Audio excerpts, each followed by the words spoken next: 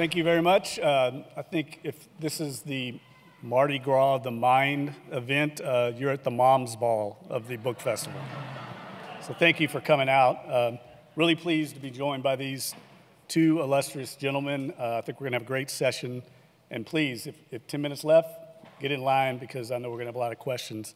Well, I want to start with an SEC question, if I can, in Tulane University. One-time member of the SEC, but we all know the motto of the SEC is, it just means more.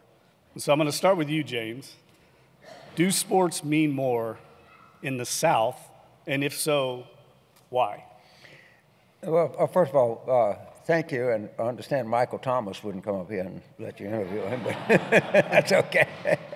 It's good to be back on campus at Tulane. I taught here for 9 years. I've always loved college. The best 4 years of my life was spent as a sophomore at LSU.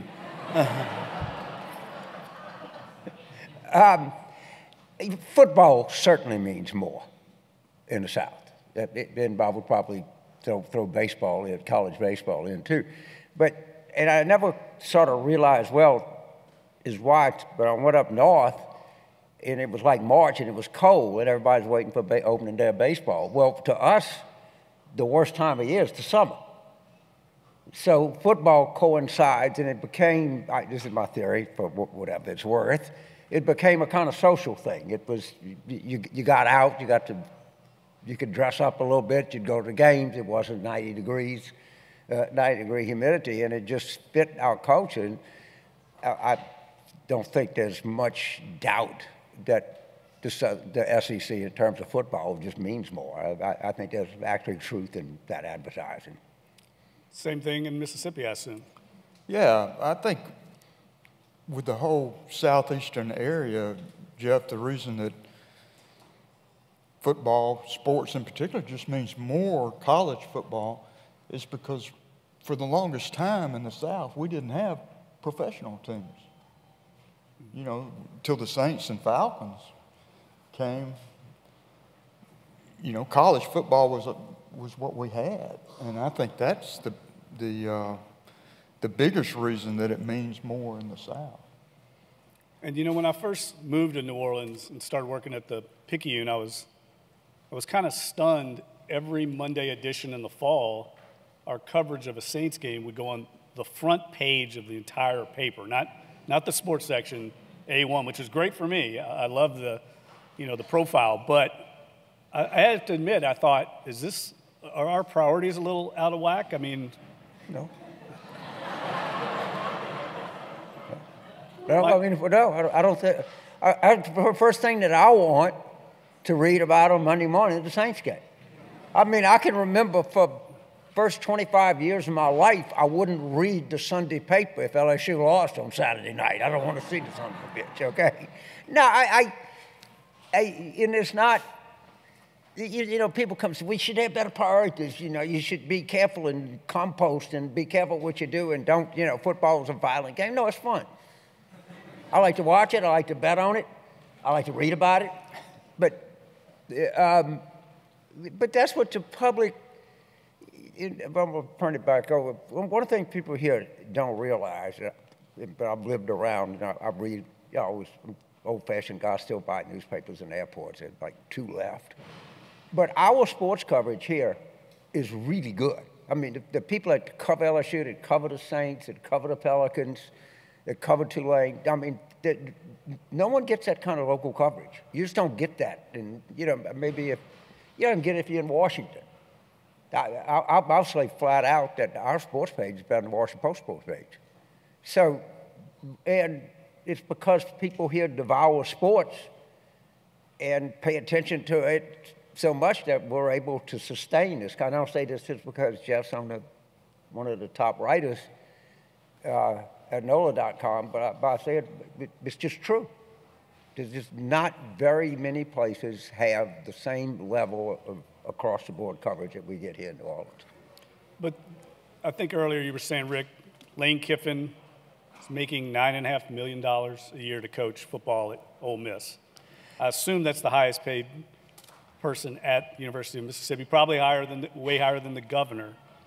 Oh, don't think way higher than the governor. He's Well, got a as far better as record, as far too, as by we the know, way. Right. So, Kiffin's got a lot better record than our governor. our priorities are okay?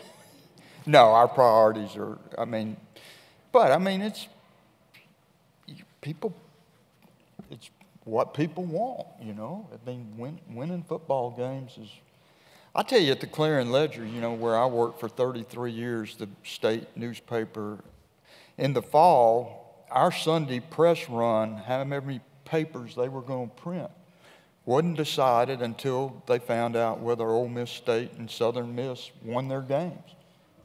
Because if they won, we were going to sell a shitload more papers. Right. What about James? Answer to this. I know you're a huge Alabama supporter, but I want to talk about LSU real quick. You think Katie Britt made the Tri-Delts at Alabama look good?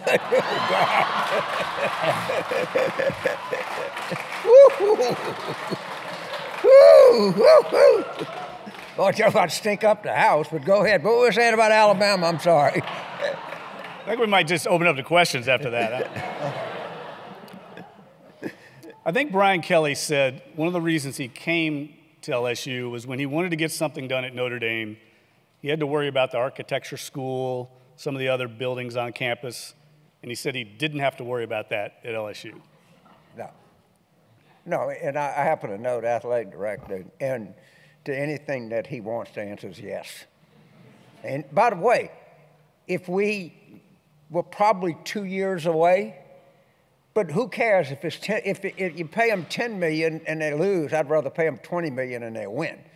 I mean, they pay their own way, but you're right when a coach like that or Kim Mulkey or Jay Johnson or people like that come, if you build the right kind of culture, then you build on it. And it costs a lot, and there's a lot of things that you have to do to be competitive at that level. And, you know, when everybody's saying, Brian Kelly left Notre Dame, went to LSU, that's a disgrace, look at college sports. LSU just come in and bought the Notre Dame coach. Well, when he was 12-0 at Cincinnati and Notre Dame came in and bought him at Cincinnati, no one said, oh, poor Cincinnati, this is the end of college football. Notre Dame hired the Cincinnati coach. I mean, it's like a stupid argument. And he's going to go where he thinks he has the best talent pool and the best administration to win a national championship. And that his interests and our university's interests line up exactly right. Is there an excess, though? I mean, there's a lazy river on the top of the athletic dorm at LSU, and the library's leaking. Well, the library's a disgrace. All right, I'm here to, but it's a disgrace. The good news, we're getting a new one. But, you know, what did John McKay said? How can you say there's overemphasis when there's 2 billion Chinese that don't give a damn if we win or lose? Last I heard, I hadn't seen anybody in China not read the Sunday paper because LSU lost on Saturday. But, yeah, you can go to, they pay this much, or you have this much for this facility. Yeah, but I like the over. Yeah, whatever we do, let's overdo it. Well, how much of this do you buy into? You know, I grew up in Louisville, Kentucky. Kentucky basketball was king, still is king in the state of Kentucky. We didn't have a whole lot of other things to be proud of in the state. We had Kentucky Derby and Kentucky and Louisville basketball. And in Mississippi, Louisiana, let's face it, we rank 49th and 50th in just about every big list, all the good lists. But we can kick your butt in sports. Is there anything to that, the pride we get from being able to excel, at least in one endeavor? Yeah. I mean, again, like you say, Mississippi's 49th or 50th in about everything, except they did a study a couple years ago. The whole history of the NFL went over every roster, and Mississippi had the highest percentage of its population playing professional football of any state. And Louisiana was second. And also, Mississippi had the largest percentage population of Pro Football Hall of Famers of any state. Why do you think so many great players come out of Mississippi?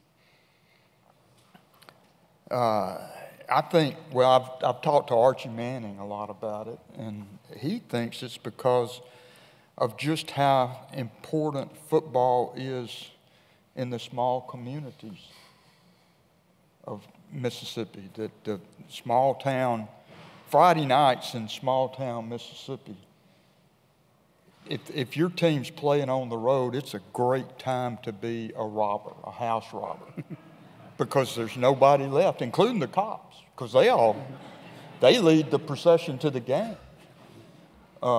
It's just so important. And you look, you know, you got like Archie's from Drew, Mississippi, Walter Payton from Columbia, Mississippi, Jerry Rice from Crawford, Mississippi, Steve McNair from Mount Olive, Mississippi.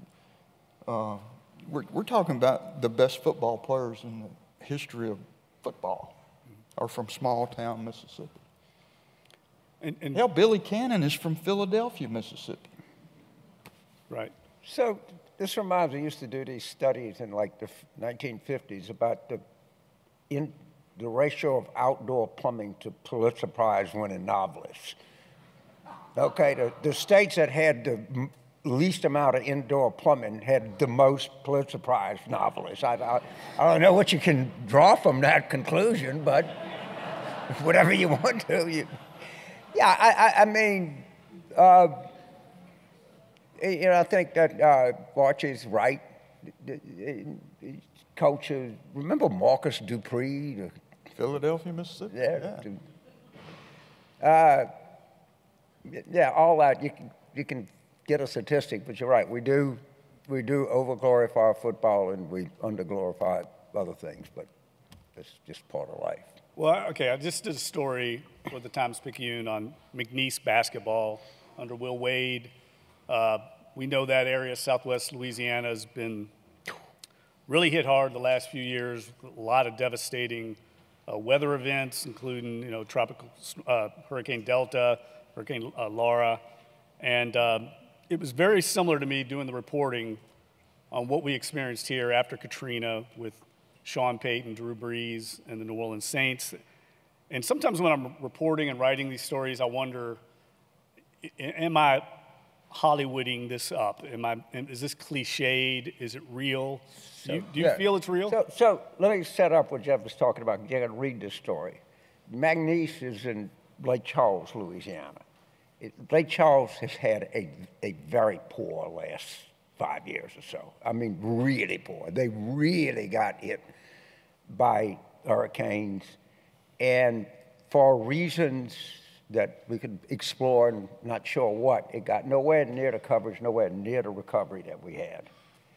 And Will Wade was the coach at LSU, was a very good coach, there's no doubt about that, but had some unfortunate phone recordings that the FBI was listening in. Very unfortunate. Right. And he's out of sports. And McNeese hires him. And Jeff did this story. He went around with him for how long? A week or 10 days or so. It's really sports journalism at its best. Because about what this college, you know, you don't think of McNeese basketball when you think of Kansas City Chiefs or the New York Yankees or the Boston Celtics or something. It's not the third thing comes to your mind. And what that has done for that community. I mean, just think of that. You're in a town of, I don't know, 70,000 people, 65,000 people. You've been flat on your behind for the last 5 years. And all of a sudden, you got this winning basketball team, and they're selling the boxes, and the people are going crazy. It's given, for whatever sports does or overemphasis, that basketball team, by 27-3. I mean, they were last year. What were they the year before? Lost 23 games. Lost 23 games. That doesn't happen. That does not. That's almost against the laws of physics. that you lose 23 games one year and you bring the new guy in and you win 27 the next. Yeah, one of the locals I interviewed said there's only so many nights you can go drink a Miller Lite at the local bar and feel better about your life, and I thought that's a good point of like what sports does. So you know, what about 2 years ago here we did with the guy that did the book on the Ed McCall football team right after Katrina. What's that? Kent Babb. I mean, you know, it's a unifying stories and gives everybody one thing that we're all pulling for together. There's some social value in knowing that if you're at the airport watching the Saints, that everybody around you has the same wish for outcome that you have. There's very little things that we can all agree on anymore. And sports is, you know, for the most part, one of them. And what about race relations? You kind of mentioned that. When I was back in the 70s, we used to race relations. We said 3 at home, 4 on the road, 5 when you're behind. I mean, but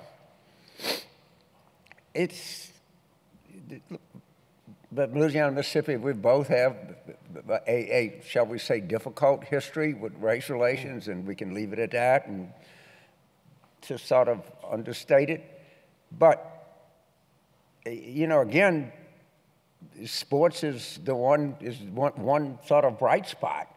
And then people started, no one even cares anymore, just so you win. I mean, no one cares if you have a white quarterback or a black quarterback or, you know, or anything like that. It's just you know, and people used to think of sports in much more in terms of race. Would you agree with that? You've been covering it for a while. Yeah, I lived it in Mississippi. I mean, I graduated from high school in 1970. It was right at the cusp of integration of schools. And let me assure you that sports made it a whole lot easier than it would have been. If it hadn't been for sports, the integration of schools in Mississippi would have not gone nearly as smoothly as it did. Not that it was smooth in every town, but in most towns. Walter Payton was the first black athlete that played at Columbia High School. They had been really lousy the year before. They were really good with Walter Payton.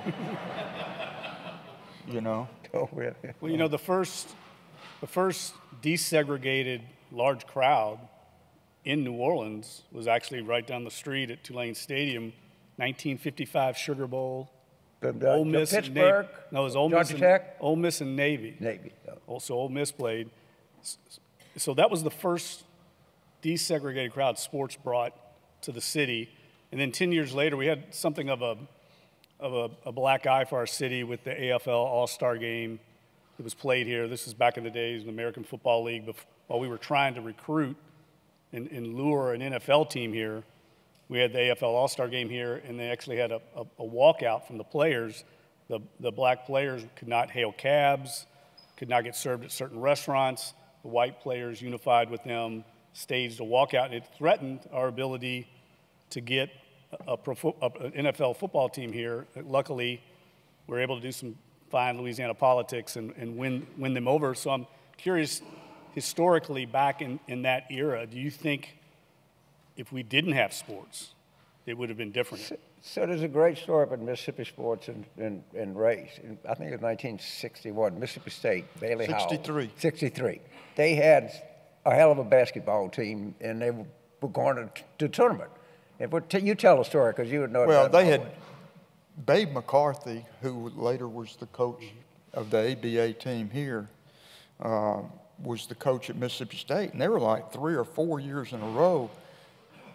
They would have represented the Southeastern Conference in the NCAA tournament, but state government wouldn't let them go. And in '63, they just defied state government and left in the middle of the night to go and play in the NCAA tournament. They got beat by Loyola of Chicago, who eventually won the whole tournament. They had a hell of a team. Actually, Bailey Howell, the greatest player in Mississippi history, basketball player, never got to play in the NCAA tournament. Oh, he didn't? No, it was after he had graduated. Oh, okay. It's in my Yeah, it was timeline. after he had graduated, but it's, yeah, and if the governor had known that Navy had black players, they wouldn't have let Ole Miss play in the Sugar Bowl. I promise you that. No, it was a big controversy back then. Yeah. There's a great book, by the way, out on this AFL All-Star game called Moving the Chains. I highly recommend it. It kind of recounts. It's not just a sports book. It kind of reflects the pre-civil rights era in New Orleans. Tell you one quick story. It's not apropos of Louisiana, Mississippi, but Wake Forest went to their first College World Series since 1955. And the last time they went, it was a big thing. Is maybe they shouldn't go because they'd have to play baseball on a Sunday. Okay? Right. I mean, that was in 1955. I don't know. You know, we can't play against black people. We can't play on Sunday. Well, welcome to today's NFL. You know, Jeff, what sports did in the South in the 60s and 70s is you couldn't help but notice there were black people and white people playing together, and they were better for it. I mean, you couldn't help but notice that, you know, a player named Willie Heidelberg, who was 5'3" and weighed 5'4" and weighed 130 pounds, was the first black athlete at Southern Miss. And in his first season there, he scored 2 touchdowns to help them beat Archie and Ole Miss. And, you know, I can speak to it because grew up in Hattiesburg where Southern was. And all of a sudden, the most popular man in Hattiesburg was a black person. And that was very unusual for Hattiesburg. I'm also interested to know, along those lines, you know, I can think back when Sean Payton came here in 2006, there was a dearth of leadership, at least competent leadership to some degree in the city. We can all remember General Honore coming in and don't get stuck on stupid, and everyone gravitated to his strong leadership.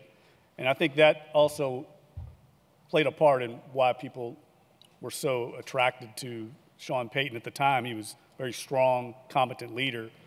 And we've had a number of great coaches in the South, especially in Mississippi. John Vaught, in Louisiana, Nick Saban was here. Of course, Sean Payton, Bear Bryant in Alabama. Do you all think there's anything to that? The fact that we've had a lot of, I don't know, lack of political great leadership, that people will gravitate to that because they see competency? I don't know. You didn't mention Tommy Tuberville.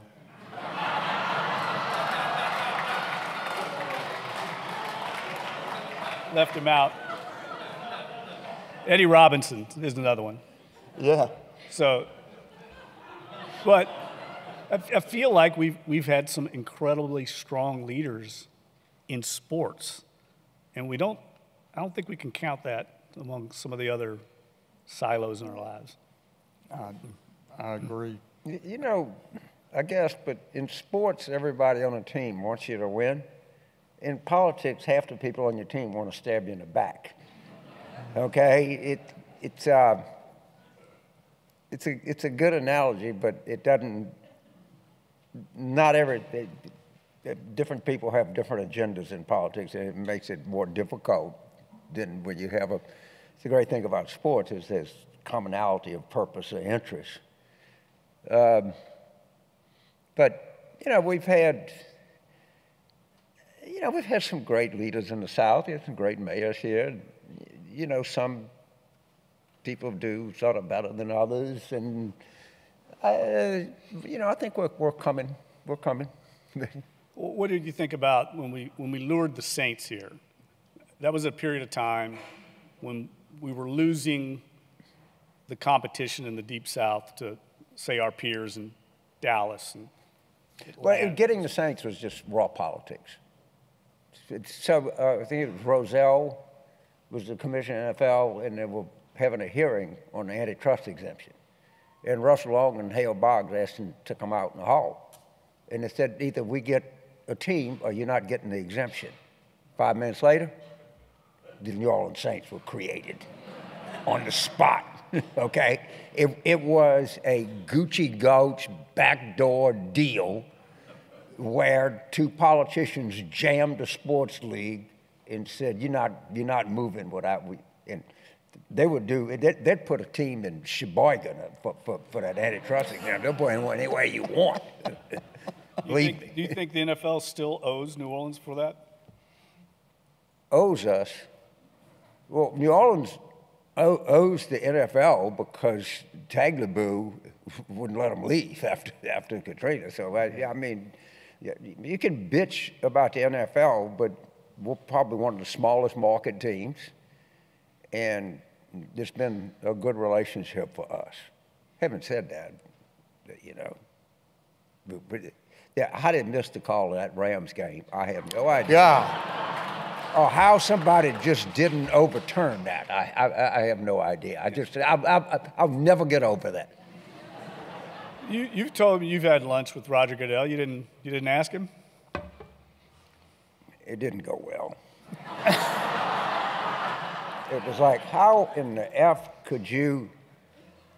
I mean, they couldn't have a. He was watching the game. I happen to know he was in Kansas City at the Chiefs game. He could have picked up the phone and called and said, in the interest of football, go back and look at that play again.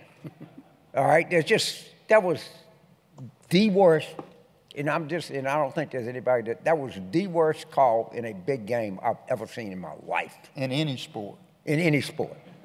It was just unbelievable. And the more that you look at it, the madder you get.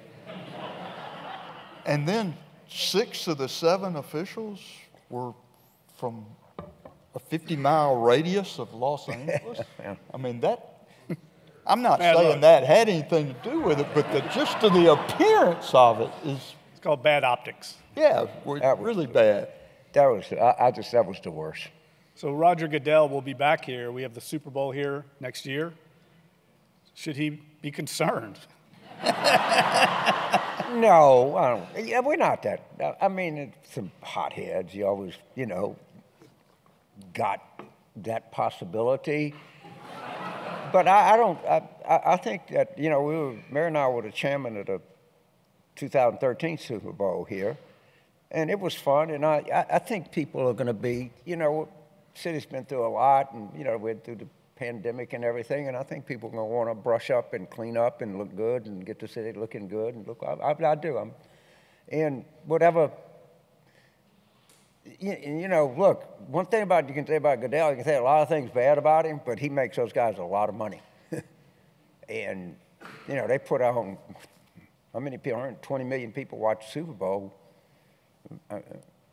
I love, of course, I just cannot get enough of the Taylor Swift rigging the game.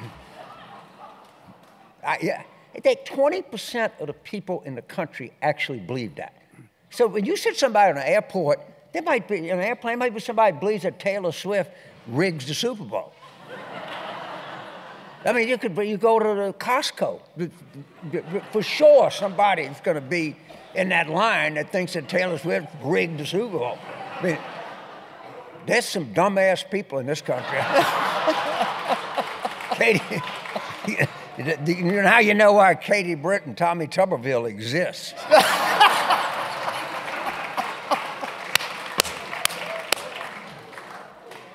I'm speechless. I don't know how to follow that up, to be honest with you. I think this also is the gentleman that told me that the SEC office being in Birmingham was a little bit of a conspiracy going on there between the Alabama dominance in football. And weren't you the same person that told me that?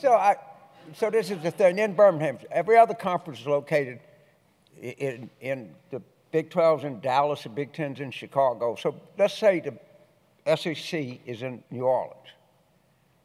People come, okay, I need to get my kid in Newman. I need to get my kid in Jesuit or whatever. Hey, I'm looking for something, maybe we get a car dealership or this, and they all go to the same club.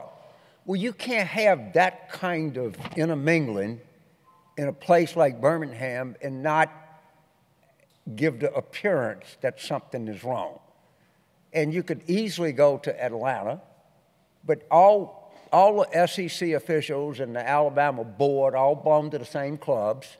They all invest in the same things. All right? They're all part of, you know, the SEC was here, you know, we'd make the committee. You're going to be in rec? Shit, come on, good deal, you know, do whatever you want, all right? But human nature is such, and, you know, we're a back-scratching town. A lot of people would scratch your back.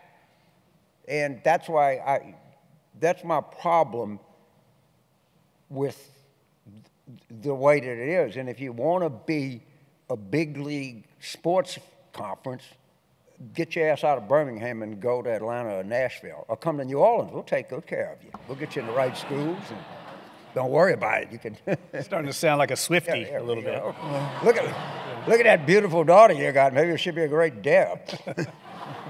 But you know, when I was covering the post-Katrina fallout, and you know, there was a lot of speculation, very accurate speculation about the team potentially moving to San Antonio. I had an NFL executive tell me something. He said in the Park Avenue offices in New York City of the NFL, they have a map of the United States, and they have like a little light in each market where they have an NFL team. And he said, you know, realize if we took out the light from New Orleans, there'd be a gap in the United States from Houston, Dallas, all the way to Atlanta. And he said, think about that. That's the most football-obsessed part of our country.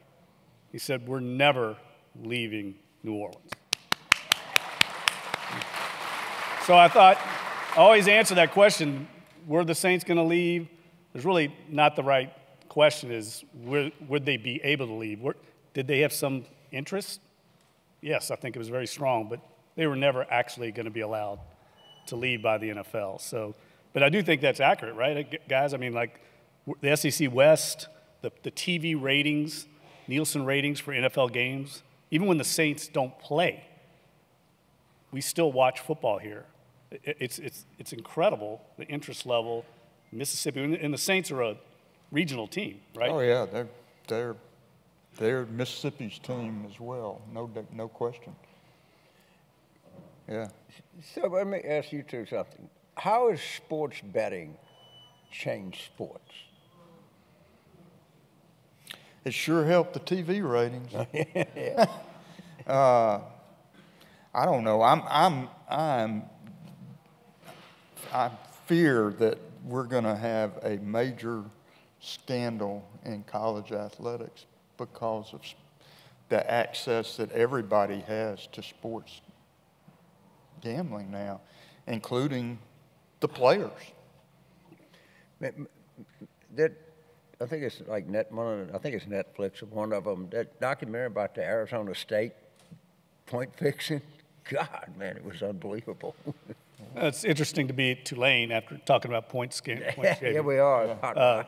But I think that's a matter of time. I think we're already starting to see some reports out there of investigations. We saw what happened. Was it SEC baseball? Yeah, the Alabama coach. Right. Yeah. I mean, it was like thinking that the college baseball game is calling a guy in Cincinnati. And it's inevitable. And Yeah. he does have a little inside information. Yeah, he's a little bit who he's going to pitch. Well, I would like to know, you know, would be Pete Rose. Well, and look, the NFL just had the Super Bowl in Las Vegas for years. They wouldn't even let, you talk about games. They wouldn't even let NFL employees, Saints employees couldn't even, have a bingo game. And now they've got a team in Las Vegas and the Super Bowl there. So times are changing. In the paper, we have a whole, I know the tout, they have a whole sports betting program, sports betting everything. I mean, the partnership with Caesars, I mean, we're all in on this. Totally, I mean. 2 feet, no doubt. Yeah, two feet and two hands. We do have 10 minutes, the 10-minute mark. Anybody like to line up for questions? We'll go ahead and take some questions now so we can get them in. Lead us off, please. Thank you. Mr. Cleveland, one quick comment. I'm glad you didn't remember when LSU played Ole Miss, and in 4 seconds we ran 3 plays in terms of officiating. That was 25 years ago. James, we come from the same place. We grew up in Baton Rouge. I'm curious, the loyalty you feel for LSU and obviously for Tulane, is that loyalty going to be destroyed by the transfer portal, by the NIL, in the absence of the graduation rates that we came to expect? Thank you. Wait, so what graduation? So the current coach at LSU has trouble getting players to go to class, much less graduate. Right.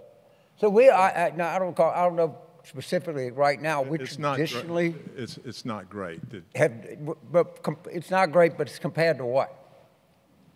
All right, and they do, I'll defend them, in mid-career earnings, we were like third in the whole conference, but behind Vanderbilt and A&M. I mean, but I got to look and see, but in the past, we have been pretty good about that. Now, it's good compared to what? But loyalty, sure, right? Oldest of 8 kids. I mean, there was no doubt where we were going to college. My daddy was a postmaster. I mean, we I couldn't have gotten in anyway to Tulane. Nobody could afford it. So you educate 8 people for next to nothing. And my dad, my uncles, I think they're like 25 of my extended family that graduated from there. I mean, it's not very hard to develop loyalty over something like that over a period of time. And here at Tulane, I came here, started teaching in 2008. And, you know, I watched the university was still going through the aftermath of Katrina. And, you know, what it means. You know, Tulane never leverages its power locally. It's the largest employer in Orleans Parish. I mean, it just is, and it's, you know, it is the most prestigious university we have in the state. And, you know, when it comes to sports, and they've had their challenges, but a lot of schools like this is to be like what Tulane is in terms of enrollment and everything else, that's a tough nut in college sports right now. That's not, the events don't line up, but they got a terrific new coach. I met him yesterday. Everybody's really high on this guy. And, you know, and Tulane just a huge part of life here in New Orleans. It just is. It's a very important part. So you still, even with NIL, you're good? Transfer portal? Well, was I good with having these kids that were getting no money, that they couldn't, that they signed something when they were 17 years old and they put them in, made them back up, so they stacked them. So I mean, they'll have to negotiate their own way. By the way, the biggest NIL person in the whole country is a gymnast at LSU, but Livy Dunn. I mean, some of the people that are making money in this are not the Heisman Trophy winners or the people that you think. And so it teaches these kids, they got to build a part of it. They'll learn how to do it, but is it great? No. Is it better than what we had before? Yes. Yes, ma'am. Hi, I'm from a Notre Dame, Ohio State, Alabama family, and as a Notre Dame grad, thank you for taking Brian Kelly from us. My question is on the same lines of the previous question on the NILs and the transfer portal and the money in that for both the players and the teams and its impact not only on college football, which I really worry about its future, but also on the other sports that are paid for often by college football, the Olympic sports. We're sort of farm teams for that. So sort of the impact, which you've already sort of addressed, but also the impact on a team itself when certain players are getting money, others are not, and how that affects a team when it becomes more of an individual thing for the person and their performance. And I think you probably heard Nick Saban sort of talking about that recently. So anyway, all of yours perspective on that. Well, I think you're talking about kind of the professionalization of college sports, which is where we're going, it's where we're at. We had the panel session on it yesterday, and I think it's going to be fine. I think it's going to take a little while to settle and figure it out. I've talked to Archie Manning about this. Certainly his grandson, Arch Manning, has a huge NIL deal, and there's obviously some concerns how that's going to factor in the locker room, so they have to play that out, right? But Arch is a very mature guy, great leader. But I have some of the same concerns that you have about how it affects the rest of the athletic departments. Are we going to lose sailing here? Are we going to lose, some of the other sports? I personally believe that's part of the college experience, but I think they'll figure it out. I think yesterday Oliver Luck made a great point. I think Texas A&M just paid Jimbo Fisher $77 million to not be the coach. He said they'll figure it out, right? I mean, there's a lot of money in college sports. Ohio State University's football program brought in $250 million in revenue last year.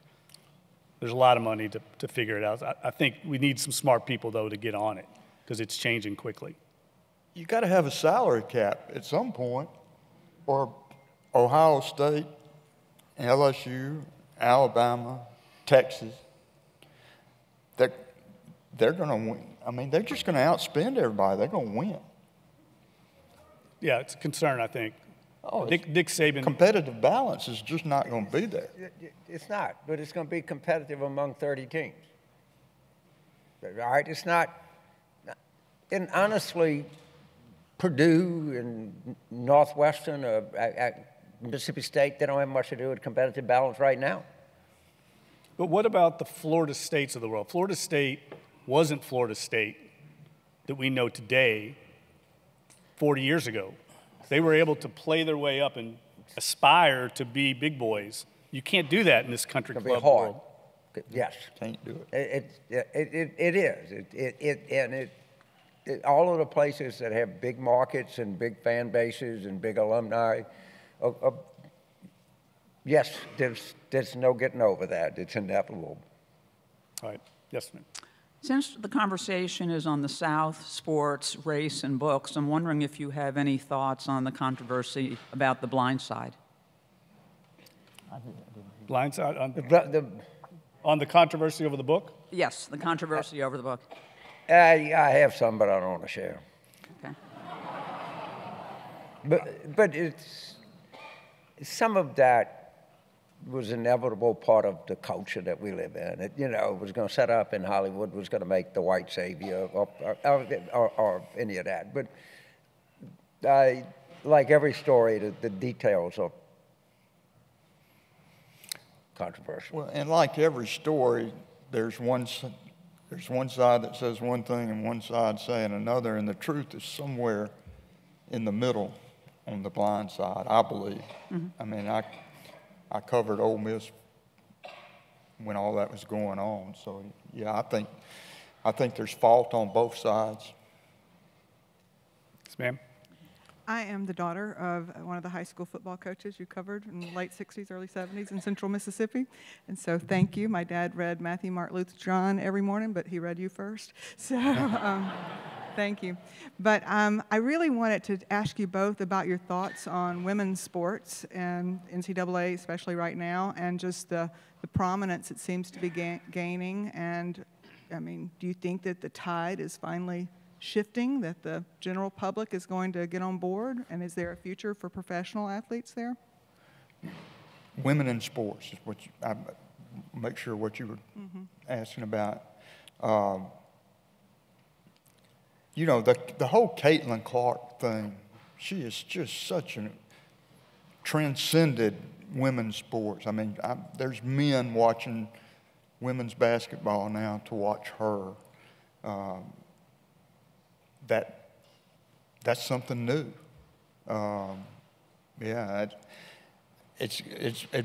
She will make a difference for the WNBA. There's no question about it.